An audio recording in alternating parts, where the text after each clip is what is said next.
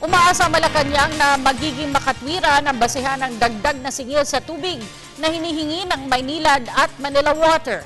Reaksyon nito na palasyo sa plano ng Kongresong imbestigahan ang umano'y maniobra ng dalawang kumpanya. Ito ay ang pagpapasa sa mga consumers ng kanilang binabayarang buwis. Niliwanag ni Deputy Presidential Spokesperson Abigail alam ni Pangulong Aquino ang issue, subalit nakatadhana ito sa concessionaires agreement. Meron po bang pwedeng magawa yung palasyo to stop yung petition nila for rate hike? Again, dependent din po yun sa MWSS. I understand that the petitions are in accordance also with their concession agreement.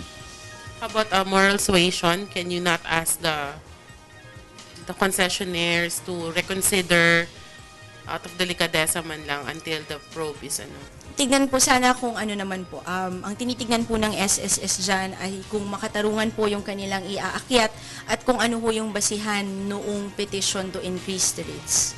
We hope that the process of determining the rate, if any, will be very judicious and will bear in mind yung mga current circumstances.